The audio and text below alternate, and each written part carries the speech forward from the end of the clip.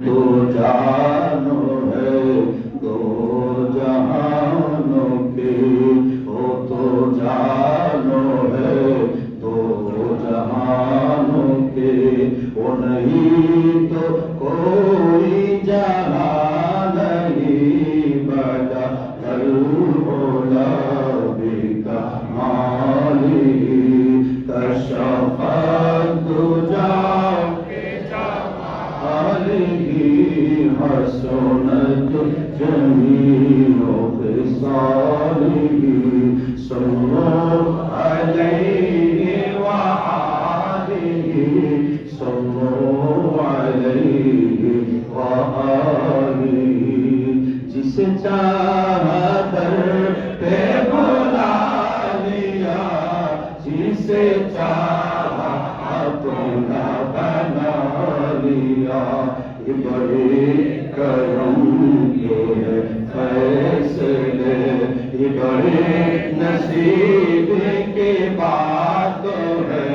बाला कल मौला बिका मालिही कशफत तुझा बेजमालिही हसनत जमीओ खिसालिही सल्लल्लाहु अलैहि व आलिही सल्लल्लाहु अलैहि व आलिही।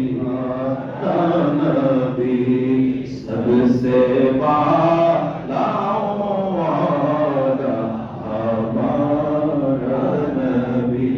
सुभान अल्लाह। अपने मौला का प्यारा हमारा नबी, दोनों आलम का दुल्हा, बोलो दोनों आलम का दुल्हा, दोनों आलम का दुल्हा हमारा नबी। আল্লাহর পক্ষ থেকে তোহফা জিবরাইল ফেরেশতা রেডি। আল্লাহ পাক অর্ডার করলেন আজকে রজব মাসের 26 দিবাগত রাত, এই রাতেই মেরাজ হয়েছে। সারা জীবন আপনারা দেখতেছেন এই রাতেই অনুষ্ঠান হয়, এই রাতেই মানানো হয়। এখন নতুন করে যদি কোন কাক মোল্লা 1.5 টাকার 1.5 ব্যাটারি মৌলবী, যদি হাইব্রিড মৌলবী, কোন হাইব্রিড মৌলবী বলে না আমরা মৌলবীর কথা মানি না, আমাদের কাছে বস্তায় বস্তায় রওয়ায়াত আছে, ডজন ডজন প্রমাণ আছে। আমার নূরের নবীর মেরাজ হয়েছে রজব মাসের 27 তারিখে 26 দিবাগত রাত। মনে করে বের হয়েছে শিকার করার জন্য, যে আমি একটা পাখি শিকার করব। ওই পাখি, যেই পাখিটা ফ্রাই করে ভাজি করে দিলে আল্লাহর হাবিবের ভালো লাগবে খেতে, নিয়ত করেছে আমার রহমতের নবী অমুক পাখির গোশত খেতে পছন্দ করেন, ওই পাখিটা আমি শিকার করব। শিকার করার নিয়তে তিনি বের হয়ে গেলেন।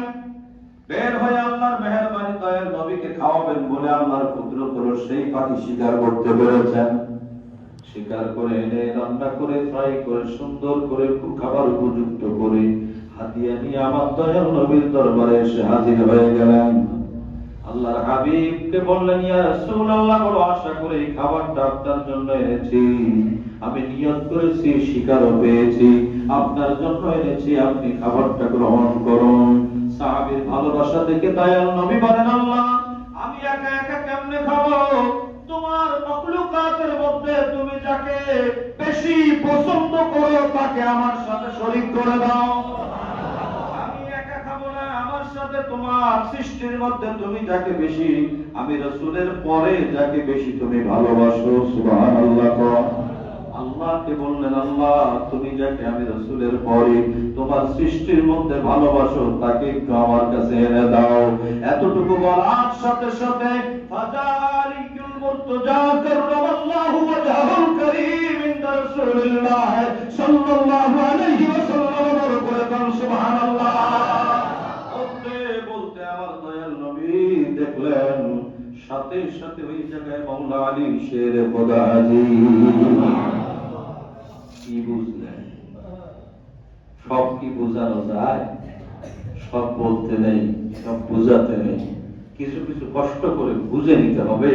আল্লাহ তাআলা কি শান কি মান দিয়েছেন মাওলা আলী শের খোদাকে। আজকে মাওলা আলী শের খোদার সম্মান যদি কেউ দেখতে চায়, ইরাকের নজফ শরীফের মধ্যে গেলে মাওলা আলীর মাজার রওজায়ে পাক দেখলে বুঝবে যে মাওলা আলীর শানটা কেমন।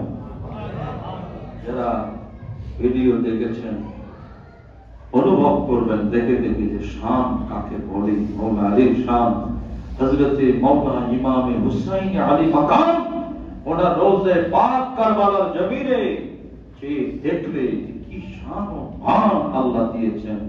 দুনিয়াতে একটু দেখার কত মানুষ কত জায়গায় যায়, কিন্তু একটু যদি একটু চোখে দেখে তাহলে একটু দেখতো যে মাওলা হুসাইন জান্নাতের বাদশার সম্মানটা কেমন। মাওলা হুসাইন শাহাদাত বরণ করেও তিনি যে অমর হয়ে দুনিয়ার মধ্যে নিজেকে কোথায় নিয়ে গেছেন, আখিরাতের মর্যাদা তো আমরা জানি, দেখলে বোঝা যায়। বন্ধুরা আমার, বাবাজিরা আমার, গভীর মনোযোগ। আলী আলী আলী আলী চমন চমন কলি করে, আলী আলী আলী আলী নগর নগর গলি গলি, আলী আলী আলী আলী। সুবহানাল্লাহ।